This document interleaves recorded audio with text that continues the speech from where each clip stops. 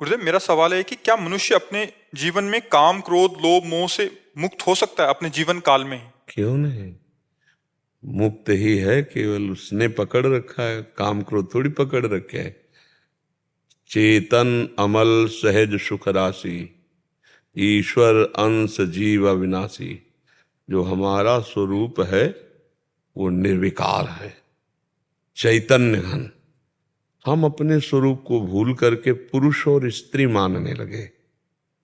अब पुरुष मानने लगे तो स्त्री में आकर्षण हो गया, स्त्री मानने लगे पुरुष में आकर्षण हो गया। कामना की उत्पत्ति हो गई देह भाव से। देह भाव को हमने पकड़ा है, देह ने हमें थोड़ी पकड़ा है। नहीं, चैतन्य घन भगवान का जो अंश है इसमें निर्विकारता है, कहीं भी विकार नहीं है। इसने विकारी को पकड़ रखा है, विकारी है देह। अब देह भाव इतना पुष्ट हो गया है कि मेरा शरीर है, कहते जरूर है लेकिन मैं यही हूं ऐसा भान है। आप देख लीजिए, हृदय में देख लीजिए, कहते जरूर हैं कि शरीर मेरा है लेकिन मैं ही शरीर हूं ऐसा हर समय भान रहता है। नहीं रहता। ईमानदारी से देखो, बुद्धि की चतुराई से नहीं, ईमानदारी से देखो। इसी को बंधन कहा गया है। जड़ चेतन ही ग्रंथि पड़ गई, यद्यपि मृषा छूटति कठिनाई। यद्यपि झूठा है, कभी भी चैतन्य घन आत्मस्वरूप को शरीर बांध ही नहीं सकता। पर उस चैतन्य घन आत्मस्वरूप ने अपना विस्मरण करके शरीर को मैं मान लिया। बंधियो कीर मरकट की लाई। जैसे तोता पकड़ने वाले आते हैं तो जो पंखा में देखा ना, ऐसे हाथ से घुमाया जाता है पोला, उसे पूले में दाना चिपकाहट रख के रखा, वो पोला घुमा तो ऐसे जो तोता है ऐसे हो गया। अब वो और जोर से पकड़ लेता है कि अगर मैं छोड़ा तो मर गया, और अगर छोड़ दे तो उड़ जाए। बंधेव कीर मरकट की लाई। जैसे बंदर सुराही में छुहारा चना देखकर हाथ डाला और बड़े जोर से, अब वो सोचा मुझे किसी ने पकड़ लिया। अगर वो लोभ छोड़ दे दाने छुहारे का तो किसी ने नहीं पकड़ा है, लेकिन वो बंधेव कीर मरकट की नाई। ए भैया, अगर काम क्रोध से मुक्त ना हुआ जाता तो आज तक जितने महात्मा ब्रह्म ऋषि हुए सब कामी, क्रोधी, लोभी, मोही होते ना। लेकिन ऐसे अनंतों महात्मा इस सृष्टि में हो चुके जो काम क्रोध लोभ मोह मद मत्सर से मुक्त हुए, और बिना मुक्त हुए भगवत साक्षात्कार नहीं होता।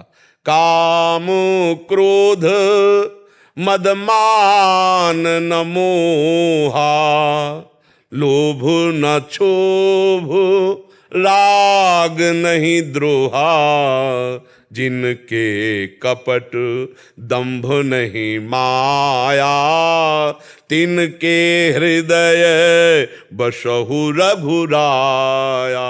महर्षि वाल्मीकि जी महाराज भगवान श्री राम को कहते हैं, जिनके काम क्रोध लोभ मोह मद मत्सर ये नहीं है, जो आपको बहुत प्यार करते हैं, निरंतर आपका भजन करते हैं, नाथ आप उनके हृदय में विराजमान हो।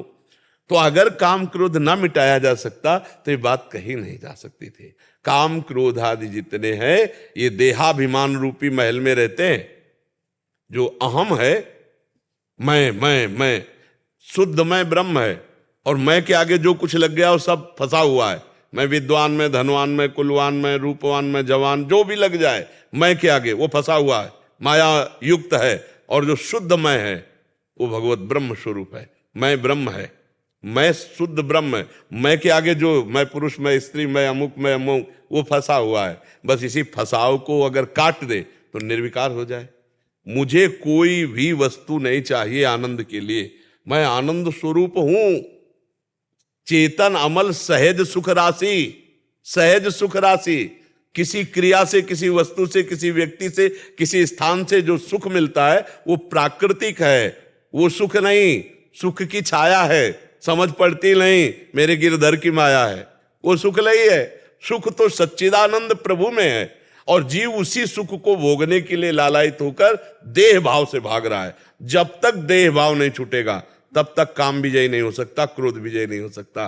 देह राग छूटे, गुरु की आराधना, गुरु के द्वारा दिया हुआ जो उपासना, उसी के प्रभाव से जीव जो देहाभिमान किए हुए वो देहाभिमान का नाश होता है।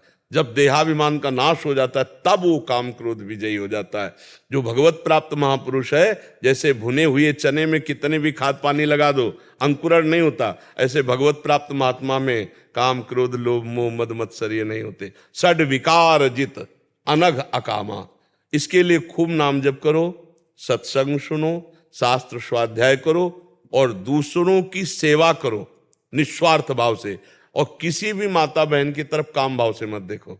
जो माता बहनों की तरफ काम भोग दृष्टि से देखता है पक्का नरकगामी होगा। त्रिविधम नरकस्येदम द्वारम नाशन मात्मनः कामः क्रोधा तथा लोभा तस्मादेत्रयम् त्यजेत्। ये तीन काम क्रोध लोभ बिल्कुल नरक के द्वार, सीधे नरक ले जाते।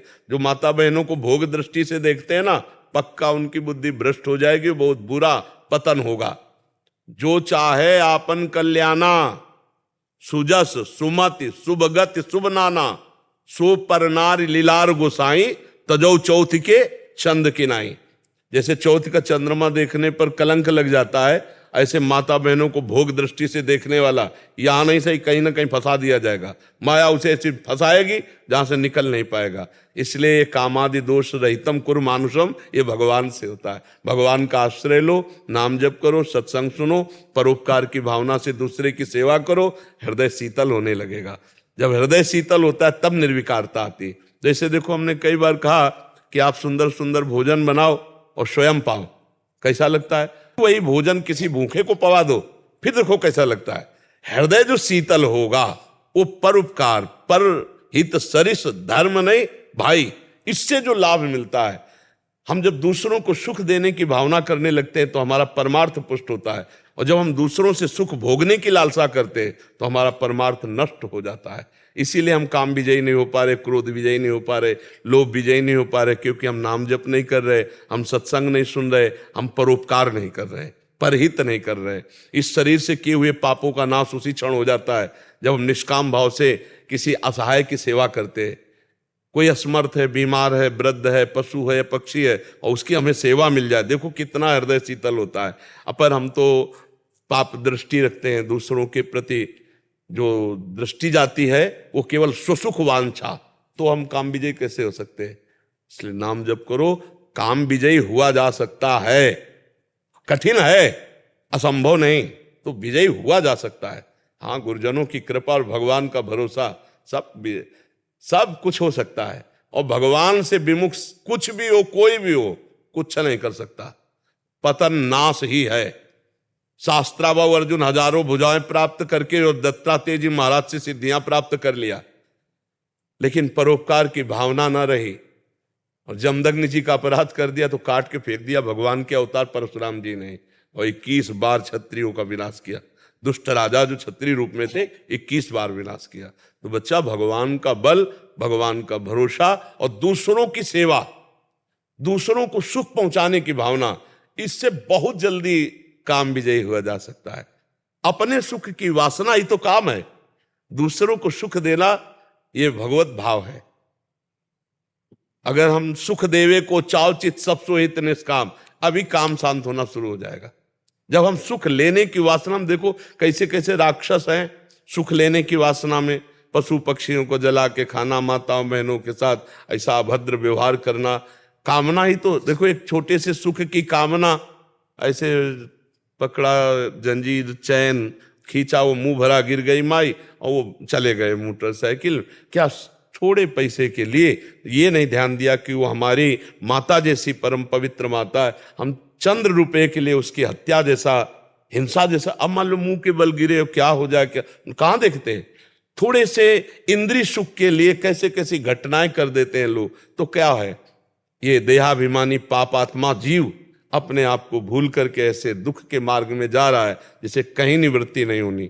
इसलिए बहुत सावधान हो जाओ। सत्संग के द्वारा अभी जवान अवस्था है, पराई माता बहनों की तरफ गंदी दृष्टि मत देखो और गलत काम स्वयं मत करो। मोबाइल रखते हो, हाँ, गलत मोबाइल में देखोगे तो हमारी एक भी बात का फर्क नहीं पड़ेगा आपके ऊपर। मोबाइल में अगर गलत चित्र देखोगे, गलत सीने देखते हो, हाँ तो बच जाओगे, और अगर देखोगे तो नहीं। जो हम देखते हैं, जो हम सुनते हैं, जो हम बोलते हैं, वही हमारा चिंतन होता है। जो चिंतन होता है वही हमारी क्रिया होती है। अगर हम अच्छा सुनेंगे, अच्छा देखेंगे, अच्छा बोलेंगे तो अच्छा चिंतन होगा, अच्छी क्रियाएं होंगी तो हम भगवान की तरफ बढ़ेंगे। बुरा देखेंगे, बुरा सुनेंगे, बुरा बोलेंगे, बुरा चिंतन होगा, बुरी क्रियाएं होंगी, हम नरक की तरफ बढ़ेंगे। सावधान होकर चलो, जीता जा सकता है। हर समय नाम जप करो, पवित्र आहार करो और सत्संग सुनते रहो, बड़े महापुरुषों की बातें सुनते रहो, उससे जरूर हमारा परिवर्तन होता है। सत्संग तो निश्चित हमें विजय दिला देगा। हमारे जीवन के आदर्श पूज्यपाद सिउड़िया बाबा जी महाराज, उन्हीं के वचनों पर हमें उत्साह मिलता रहा, परमार्थ वे चले। तो किसी महापुरुष को अपना आदर्श बनाकर उनके वचनों के अनुसार हम चले तो भगवत प्राप्ति सहज हो जाएगी। ये सब विकार भगवान की कृपा से शांत हो जाएंगे। देखो भजन का कितना बच्चा फल है। सदन जी का नाम सुना होगा तुम, अगर सत्संग सुनते हो तो। सदन जी महाराज कसाई कुल में प्रकट हुए थे, बहुत बड़े महाभागवत थे। एक बार इनके मन में आया कि मैं जगन्नाथ जी के दर्शन करने जाऊं। काम विजय की बात तुम्हें बता रहे हैं। तो जगन्नाथ जी के दर्शन के लिए पद यात्रा में चले, तो संध्या काल में एक घर में भिक्षा मांगने के लिए गए। वो चंचल मन वाली स्त्री थी। अब ये ब्रह्मचर्य, तेज, भगवान का भजन करने वाले, तो एक सौंदर्य होता है भगवान के भक्तों में आंतरिक जो उभरता है। जैसे हमारे भगवान सुंदरता के समुद्र है ना, सागर है। जब उनका भजन किया जाता है, उनसे चित्त जोड़ा जाता है, तो स्वामी के गुण सेवक में आने लगते हैं। तो एक विशेष आकर्षण था। अब वो लुभायमान हो गई, तो कहा कि आप यहीं बैठ के पा लीजिए। अब सरल चित्त संत, सरल चित्त, उनमें तो कोई कपट चल था नहीं, वो बैठ के पा लिए। तो उनका शाम हो रही है, आप यहीं शयन कर लीजिए। तो स्वीकार कर लिया। अब जब शयन कर लिया घर में, और जब उसका पति शयन कर गया, तब वो उनके पास आई और अपनी इच्छा प्रकट की। तो उनका, तुम बहुत नीच प्रवृत्ति की हो, तुम्हारे पति विराजमान है और तुम ऐसी चेष्टा। तो उसने उसका गलत अर्थ लिया कि मतलब ये डर रहे हैं अगर पति, तो उसने अपने पति की हत्या कर दी। कोवा मदांधो मदना तुरो, सबसे अंधों में अंधा बड़ा कौन है? बोले जिसे काम व्याप्त हो जाए। अब वो काम से व्याकुल नजदीक आई और बोले अब चिंता मत करो, मैं उनको मार आई। अरे बोली दुष्टा, ये हमने कब कहा? हमने ये कहा था जब तेरा पति विराजमान है तो तू ऐसी मतलब चेष्टा क्यों करती? तो उसने कहा आप ज्यादा उपदेश हमें मत करो, आप हाँ बोलते हो या हल्ला मचाऊं, क्योंकि बल है, यही बल है। तो उनका मृत्यु स्वीकार है। देखो काम विजय। अब आप विचार करो, थोड़ा भी अगर प्रवृत्ति में भगवान से विलगता होती, लेकिन उन्होंने कहा मृत्यु स्वीकार कर सकता हूं, गलत नहीं। भूल न दे कुमारक पाऊं, ऊसर बरसई तृण नहीं जामा, संत हृदय जिम उपज न कामा। और उसने हल्ला मचा दिया, लोग एकत्रित हो गए। अब वो मुस्कुरा रहे कि प्रभु आपकी लीला क्या होगी, अब क्या होगी देखा जाएगा। उसने हल्ला मचा दिया, लोग एकत्रित हुए, क्या हुआ क्या हुआ? बोले ये बाबा जी हमारे साथ गलत करना चाहता था, तो मेरे पति ने विरोध किया तो मार डाला, पति सैया में पड़े, और अब मैं हल्ला मचाकर अपने को बचाने की चेष्टा की। अब समाज तो समाज है, पीट पाट के उनको राजा के सामने राजा ने पूछा तो वो मुस्कुरा रहे थे, क्योंकि वो समझ रहे थे किसी न किसी पाप का फल हमें मिल रहा है, भगवान भुगता रहे। तो उन्होंने कहा जो ये कह रही है आप उसको समझ लीजिए। तो इसका मतलब होता है कि आप स्वीकार करते हैं जैसा ये कह रही। तो उन्होंने कहा कि हम फिर तुम्हें सजा देते हैं। उनका स्वीकार है। कहा दोनों हाथ काट लिए जाए। तो यहां से दोनों हाथ, जय जगन्नाथ, हाथ। अब जगन्नाथ जी भी महाराज अले हाथ कटवाए, जगन्नाथ जी की तरफ चल दिए पैदल। और अंदर इतना अपार आनंद की, क्योंकि गलत नहीं है ना कि मेरे प्रभु का कोई विधान है, कोई पूर्व जन्म का पाप होगा ऐसा। और जब जगन्नाथ जी के पास गए ना, और जो ही प्रणाम मुद्रा में सोई नवीन हाथ जग गए उनके, नवीन हाथ उनके जग गए। तो अब आप विचार करो, हाथ कटवाना, बेइज्जती करवाना स्वीकार था, लेकिन गलत आचरण नहीं किया, है ना काम विजयी। अगर भगवान के भजन में ऐसी ताकत ना होती तो फिर इतने जो चरित्र हैं, जो महात्मा जन है, तो अगर हम सर झुकाकर बात करें, उनके चरणों में वंदना करें, तो जगदम्बा ही सब स्वरूपों में हमें सामर्थ्य देंगी, हमारी बुद्धि पवित्र। अगर हम अम्बा को गलत भाव से देखेंगे तो नष्ट तो हो ही जाएंगे।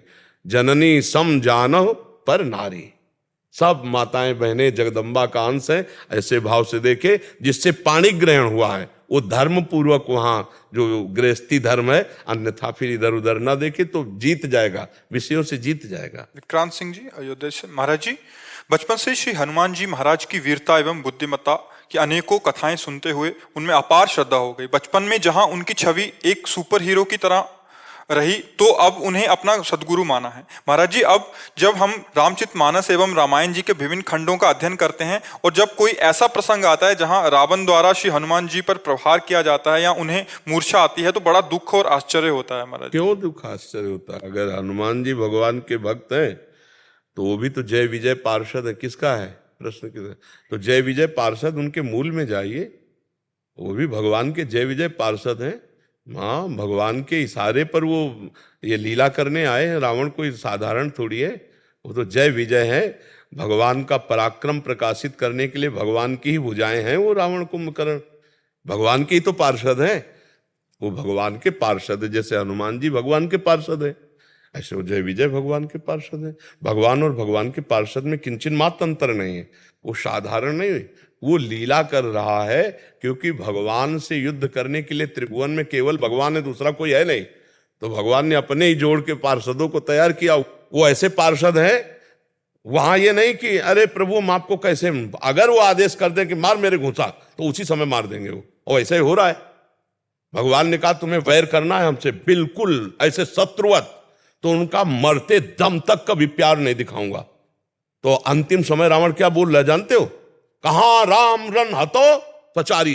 जब अंतिम हो रहा है तो क्या शब्द निकला था?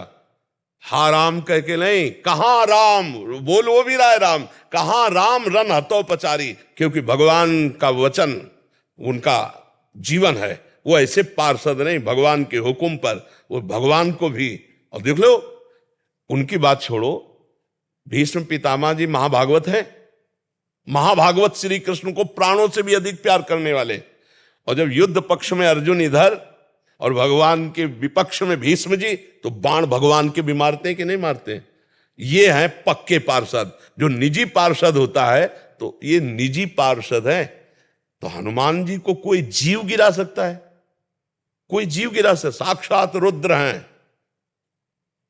भीम जी ने जब हनुमान जी से कहा कि पूछ हटा लो, तो उनका मैं बूढ़ा बानर, तुम ही हटा दो।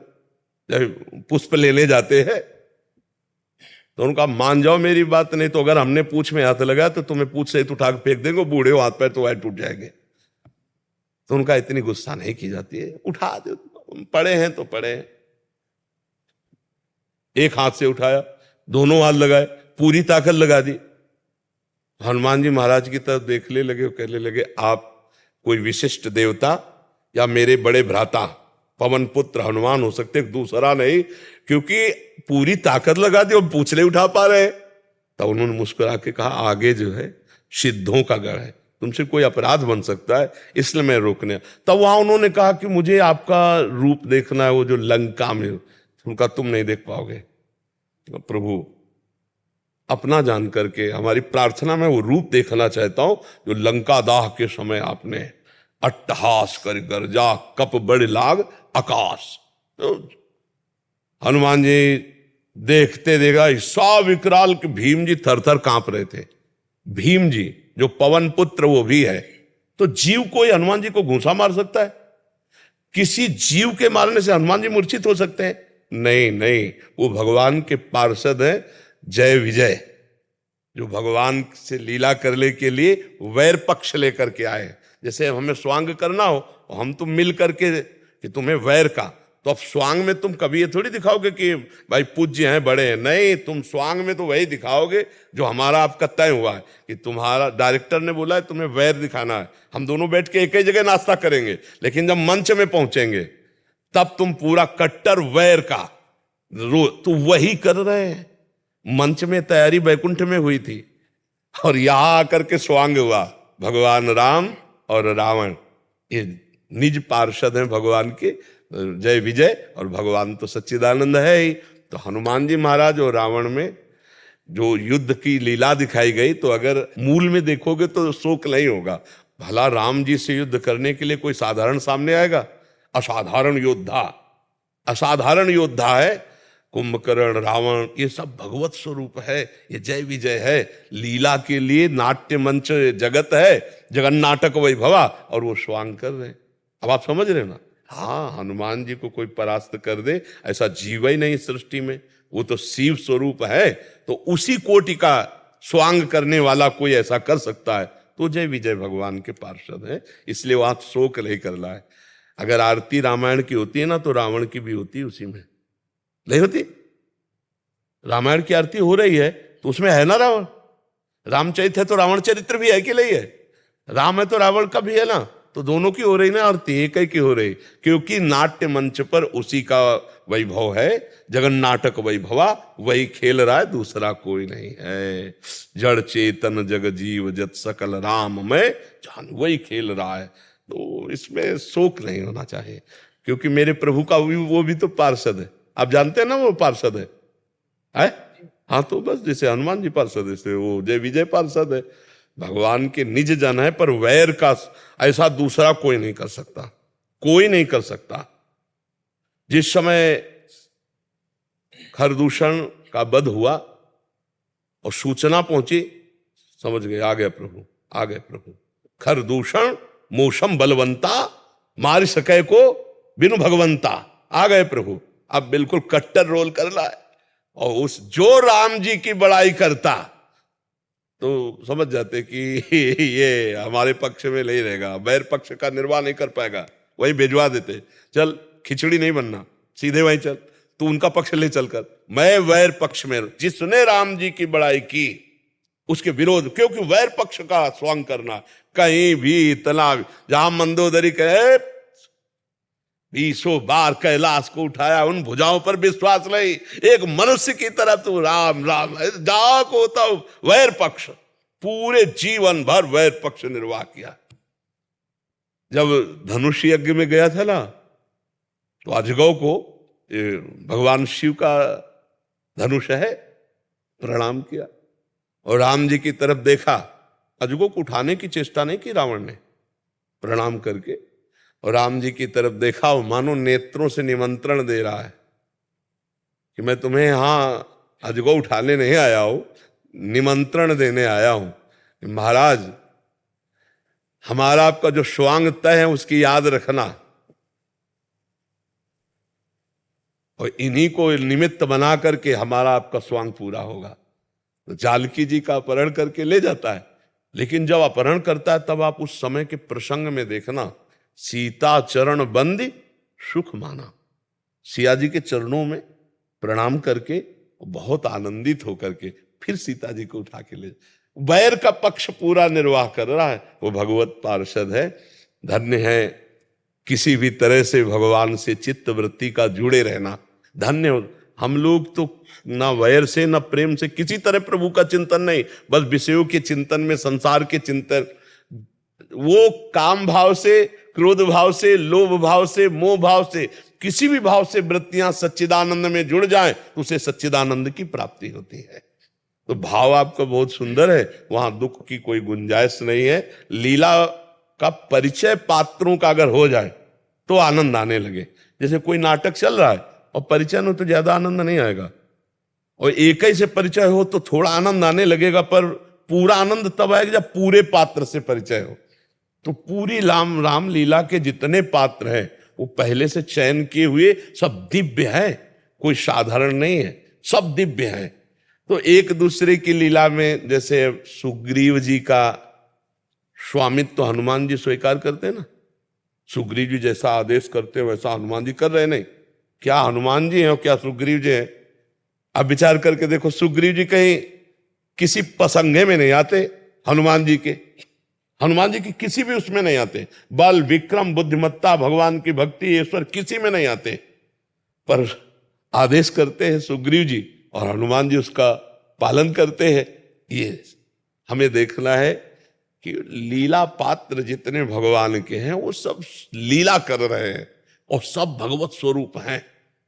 विक्रम बल में जब हम नाप करते हैं तो जैसे भगवान अमोघ शक्ति संपन्न है, वैसे अमोघ शक्ति संपन्न हनुमान जी महाराज हैं। उनको कोई मूर्छा दे दे, जय गिर चरण दे हनुमंता, चले सुगा पाताल तुरंता। जानकी जी से वाल्मीकि रामायण में हनुमान जी महाराज कहते हैं ना, माता प्रभु ने आज्ञा नहीं करी, नहीं आपको पीठ में अभी बिठालता और इसके 10 मुंह थप्पड़ से तोड़ करके इसको बंदी बना के इसको रानियों सहित भगवान के चरणों में डाल देता। अभी पूरी लंका को अकेले विध्वंस करके इसके 10 मुंह थप्पड़ से तोड़ के रावण के और आपको पीठ में बैठाल के ले जाए, लेकिन प्रभु ने आदेश नहीं किया। इसलिए मात्र संदेश आपका पहुंचाएंगे और स्वयं प्रभु आएंगे और उनकी जय जयकार होगी और वो आपको ले जाएंगे। तो हनुमान जी महाराज तो अद्वितीय है, हनुमान जी अद्वितीय है, क्योंकि शिव ही तो है ना, और शिव और भगवान श्री राम यह भेद है, एक ही है। वो उनको गुरु इष्ट मानते हैं, वो उनको गुरु इष्ट मानते हैं। नहीं, अगर हनुमान जी ऐसे चरण तो राम जी ऐसे रामेश्वर की स्थापना करके आराधना कर रहे हैं। तो हमें लीला पात्रों को समझकर दुखी नहीं होना, हमें आनंदित होना, मेरे प्रभु की लीला हो रही है।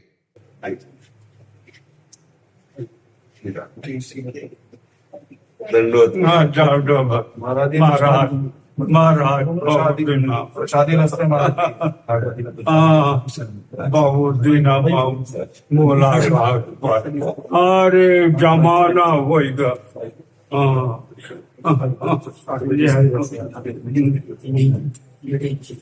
अब यह बात हमका तो बोला नहीं, अपन जाला घूम गया है। यही हो ऐसे कौनो जाने। बहुत कृपा करी, आप आए, बहुत कृपा करी। मुश्किल से पा रहे हैं। उस समय महाराज जी यौवन अवस्था में थे, लगभग यौवन अवस्था थी जब पहले दर्शन हुए थे। अरे पराने काल बच्चा थे। हाँ, पहला वास जो है यही महादेव में हुआ जब महाराज जी पहला वास। आनंद। शशि पांडे जी, राधे राधे गुरुदेव, आपके चरणों में कोटि कोटि प्रणाम। भगवान, आप कहते हैं कि जल्दी करो, गाड़ी स्टेशन पर खड़ी है, नहीं तो छूट जाएगी। प्रभु, जबकि मेरी स्थिति घर में भविष्य जी जैसी है, जहां पर मैं घर वालों से झूठ बोलकर आती हूँ, ऐसे में मेरे मन में हमेशा उलझन बनी रहती है। बात नहीं, अंदर अंदर भजन करना खास बात है। अच्छा, घर में सब विरोधी हो और हम अंदर राधा राधा जप रहे हैं, हमें बाहरी कोई घर के विरोध में ऐसी भक्ति के लक्षण नहीं धारण करने जिससे किसी को विक्षेप हो। यह हमारा विनय पूर्वक वचन मान लीजिए। तिलक लगाना, कंठी बांधना ये सौभाग्य का विषय, पर इतना ही नहीं है भक्ति। विभीषण जी लंका में रहकर भगवान की ऐसी भक्ति गुप्त रूप से किए कि भगवान कह रहे तुम सरीखे संत प्रिय मोरे और धरो देह नहीं आन्य हो रहे। अंदर से राधा राधा राधा राधा जप रहे। हाँ, जब कभी परिवार का पति या कोई राजी हो जाए, आओ वृंदावन दर्शन कर आओ। अब छुप के आप वृंदावन आई, कोई घटना घट जाए, पति आए साथ, हाँ बस तो ठीक है, बस फिर ठीक है। कह रहे कभी कभी ऐसा होता है झूठ बोल के आना पड़ता है, वो बात ठीक है, लेकिन अकेले आने के लिए हम कभी भी सलाह नहीं देंगे। पति का सानिध्य अत्यंत आवश्यक है, पति साथ है वो कोई बात नहीं है। हाँ, और बाहरी चिन्ह तब तक न धारण करे जब तक उसका हमें अनुकूलता न मिले। मान लो आप पूरा तिलक रज लगा के अब आपके सास ससुर या परिवार के निज जन विरोध करें तो रोज कलह होगी। ऐसी भक्ति क्या जो कलह करवावे? और या तो फिर मीरा और प्रहलाद जी जैसी निष्ठा हो, मेरे तो गिरधर गोपाल दूसरों न कोई, जाके से मोर मुकुट मेरो पति सोई, मैंने मृत्यु का वर्ण कर लिया, आप क्या बिगाड़, वो बात अलग होती नहीं।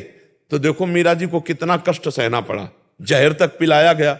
हिरण्यकश्यप ने कितना कष्ट दिया प्रहलाद को। तो हमें लगता है हम कलयुगी प्राणी, इतनी निष्ठा तो हमें है नहीं कि हमारे ऊपर रोज विपत्तियां आवे और हम जय जयकार भगवान की करें। तो हमें चाहिए पहले अपनी श्रद्धा पुष्ट करें, अंदर अंदर हम भजन का अभ्यास करें, नाम जप करें, और जो हमारा विरोध कर रहे हैं वो परिवार के हमारे पूज्य जन हैं, हमें उनके चरण छूने चाहिए। हमको ऐसा दिखावा करना चाहिए कि हम उनको बहुत प्यार करते हैं, उनका आदर करते हैं, उनके विरोध से हमारे ऊपर कोई फर्क नहीं, तब तो हमारी भक्ति सही चल रही है। अगर हमारा उनके प्रति दोष भाव हो जाए, कड़ुआ व्यवहार होने लगे, तो हमें लगता है हमारी भक्ति कमजोर, अभी भक्ति रंग नहीं लाई। भक्ति तभी रंग लाएगी जब विरोध करने वालों में भी भगवत भावना हो जाए। ऐसे जाने पर कुछ दिन सही रहता है, घर में बराबर रहने पर फिर यहाँ से जाने पे बैटरी चार्ज रहता है, पर घर में फिर डिस्चार्ज हो जाता है। हाँ, आप घर में तो हो ही जाएगी। तो मोबाइल है आपके पास, तो सत्संग सुन लिया करो। कुछ करते हैं, लेकिन यहाँ आने पर ज्यादा चार्ज हो जाता है। हाँ, यहाँ तो परमाणु ही है प्रगट में, तो जो परमाणु वो मोबाइल से थोड़ी मिलेंगे। पर जब परिस्थिति बिगड़ी हो तो हमें भक्ति नहीं छोड़ना, आने को मिले ना मिले, भगवान का चिंतन नहीं छोड़ना, ये जीवन बर्बाद नहीं करना। और इसलिए हम कहते हैं गाड़ी छूटी समझो, कि कब मृत्यु हो जाए क्या भरोसा। अभी हम आपके सामने बोल रहे हैं, अब जिंदगी में आगे बोल पाएंगे कि नहीं, कोई भरोसा नहीं। आप हमारे सामने बैठे, पता नहीं दोबारा मिलेंगे कि नहीं, कोई भरोसा नहीं। ये मृत्यु लोग इतना भयावह है ना कि इसका कोई पता नहीं। कम से कम फांसी की सजा वाले को उसको पता तो दिया जाता है कि कल 12 बजे आपकी फांसी होगी, लेकिन अपने को ये भी पता नहीं है कि अगला हम शब्द बोल पाएंगे कि नहीं बोल पाएंगे। इसलिए हम सावधान रहें और हर समय नाम जप करते रहें। हाँ, हम किसी के विरोध में क्यों खड़े, हमारा तो जाने का समय है, हमको यहाँ से जाना है, हमें विरोध नहीं करके जाना, हमें कि यहाँ फंसा के नहीं जाना कि हमें फिर आना पड़े। शांत भक्ति गुप्त रखने को बोलते हैं, बात समझना। तो आपको तो घर के लोग मान लो विरोध कर रहे हैं, यहाँ तो संसार के आदमी कब कहाँ कौन कैसा अपमान कर दे उसको सह। तो अगर सहत सहत बाढ़े भगत ग्रेतन गुरु हितगार, अगर सहते रहोगे तो हृदय में भगवान का ज्ञान प्रकाश हो जाएगा, भगवान प्रकाशित हो जाएंगे और आनंद की धारा बह पाएगी। अभी आप उस आनंद को कल्पना भी नहीं कर सकते जो भगवान के भजन से। हम आपको सत्य कहते हैं, अगर भजन का आनंद ना मिलता तो हम चीख चीख के कहते, पर हम तुमको कैसे बताए, वो कोई रसगुल्ला तो है नहीं कि हम निकाल के तुम्हें दे दे कि देखो ये आनंद है, खा लो। हाँ, जो बात मान लोगे, जैसे इस भाई ने कहा कि अभी तक तो हम ऑनलाइन सुन करके ही अपने जीवन, आपके जीवन का परिवर्तन हो जाएगा, आपका जीवन अध्यात्म के प्रकाश में आनंद की तरफ। और जब आपको आनंद मिलेगा तब फिर आपको कोई विषय खींच नहीं पाएगा। अभी आनंद की बात सुनकर चले हो, और जब आनंद मिलेगा तो काम क्रोध लोभ मोह मद मत्सर खींच नहीं पाएंगे। संसार में कौन ऐसा है जो भगवान के भक्त को खींच सके। एक बार आनंद मिल जाए ना, अब गांव के लोग जो गुड़ का सीरा होता है ना, उसी में नाचते हैं, इतना मीठा लगता है उसको। और अगर रबड़ी मिल जाए तो फिर उस गुड़ के सीरे की तरफ कौन देखेगा। भगवदानंद मिल जाए तो गंदे विषयानंद की तरफ कौन देखे। संसार में सबसे बड़ा सुख क्या है, आप देखो, घुमा के बुद्धि को देखो तो लौट करके केवल काम सुख में आएगा। आप देख लीजिए, रुपया पैसा खाना पीना रिश्ता नाता सब जगह घुमाओ मन को, और अगर उसको कहीं टिकने की जगह दिखाई देगी तो काम भोग के सिवा और कहीं टिकने की नहीं है। सब संसार के जितने भी प्राणी हैं, जितने भी जीव हैं, सबको एक काम ने परास्त कर रखा है। लेकिन राम का आनंद कोई बिरला, और जिसे भगवान का आनंद मिल गया उसे काम परास्त नहीं कर सकता। देवराज इंद्र के पास दिव्यास्त्र सीखने के लिए जब अर्जुन गए तो सिंहासन में अर्ध सिंहासन में बैठाला, आधे में इंद्र बैठे और आधे में अर्जुन बैठे। स्वागत के लिए अप्सराओं का नृत्य हुआ तो भगवान नारायण की जंघा से प्रकट हुई देवी उर्वशी, उनकी दृष्टि अर्जुन पर गई तो जैसे भगवान वैसे भगवान के भक्त अर्जुन। अरविंदाक्ष नेत्र अजान बाहु देख करके लुब्धमान, हृदय जो है लुभायमान हो गया, लुब्धायमान हो गया। और अर्जुन गौर से ऐसे उर्वशी की तरफ देखते रहे तो उर्वशी को लगा, और देवराज इंद्र ने ये दोनों की दृष्टि देखी।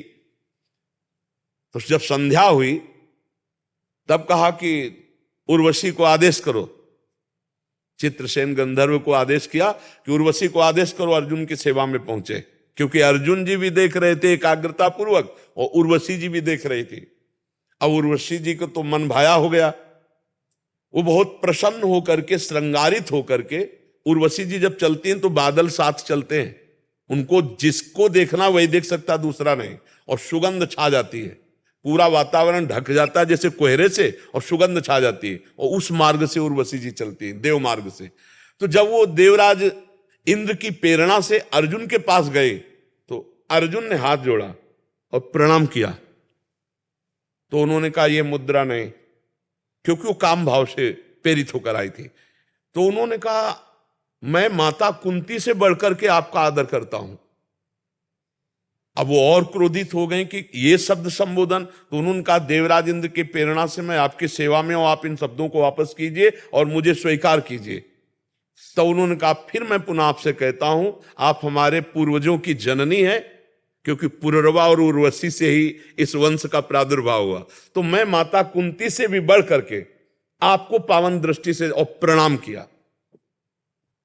उर्वशी एकांत में अर्जुन से काम भाव के लिए याचना कर रही, और अर्जुन जी उनको प्रणाम कर रहे हैं। बड़े बड़े ऋषियों की मनोवृत्ति को एक सेकंड में विचलित कर दे वो उर्वशी जी है। अंततो गत्वा उर्वशी जी हार गई और उन्होंने साप दे दिया, जा नपुंसक भाव को प्राप्त हो जा। जिसे देवराज इंद्र ने सीमित किया 1 वर्ष के लिए, वही अज्ञात वर्ष में विहंगला बनकर के जो संगीत सिखाया राजकुमारी को। अब आप सोचो, उर्वशी जैसी अप्सरा अर्जुन के मन में काम पैदा नहीं कर पाई, क्योंकि श्री कृष्ण के अनन्य भक्त हैं। अपने ठाकुर हरिदास जी महाप्रभु चैतन्य देव के परिकर में हरे कृष्ण कृष्ण कृष्ण हरे हरे, हरे राम राम राम हरे, इस मंत्र को लाखों की संख्या में रोज जपते। तो एक धनी मानी जा रहा था, तो उन्होंने कहा कि देखो कितना बड़ा भक्त है। तो उस वैश्या साथ थी दो उनके, तो उनका हमारी जैसी के पल्ले नहीं पड़े, इसीलिए तो उनका जितना रुपया कहोगे तुम इनको भ्रष्ट करो। अब वो सज करके आई तो हरिदास जी भगवान नाम जप में मगन, उनकी दृष्टि गई तो दृष्टि से भगवान के भक्त पता चल गया। हरे कृष्ण बैठो, और शाम तक बैठे रहे, उनका कीर्तन नहीं बंद हुआ। दूसरे दिन तीसरे दिन आखिरकार चिल्ला के रो पड़ी कि मैं कितनी नीच हूं, क्योंकि 3 दिन नाम कीर्तन और भक्त संग। तो कहा कितनी मैं नीच हूं कि आप जैसे महाभागवत के प्रति में गंदी भावना रखी, प्रभु मेरा उद्धार कैसे होगा। बोले जपो हरे कृष्ण, इसी से तुम्हारा, उसको भगत बना दिया। वो आई थी उनकी भक्ति नष्ट करने और स्वयं भगत बनकर उसी कुटिया में भजन करने लगी। हरिदास जी वहां से चले गए। भगवान का जब आनंद मिलेगा तो ये संसार के भोग तुम्हें परास्त नहीं कर पाएंगे। और जब तक आनंद नहीं मिलता तब तक हमें थोड़ा नियम पूर्वक चलना होगा, अपनी इंद्रियों को गलत मार्ग से हटाना होगा, तभी सुख मिलेगा। भक्ति में अपार सुख है, पर वो अंदर अंदर की बात, अंदर अंदर चलाओ, खूब नाम जप करो, गंदे आचरणों से बचो, जो जहां हो वहीं आपका मंगल शुरू हो जाएगा। और जब तक नाम जप नहीं करोगे, भगवान की भक्ति नहीं करोगे, तो हमारा शब्द याद कर लो, चिंता शोक भय विषाद, इससे आप मुक्त नहीं हो सकते। चिंता शोक भय विषाद आपके अंदर छाया रहेगा, सब लोग देख लो। और जब भजन करोगे तो बड़े से बड़ा भयावह संकट आने पर भी आपको एक भरोसा रहेगा कि भगवान है, और वो पार कर देंगे, पक्का पार कर देंगे। हम अपने जीवन को देखा है, उसी के बल से कह रहे हैं, भगवान बहुत कृपालु है। तो इसलिए भगवान का आश्रय, उनका नाम जप, यही जीवन का परम मंगल। हर विषय से जीतने का बल भगवान की भक्ति, भगवान के नाम में है।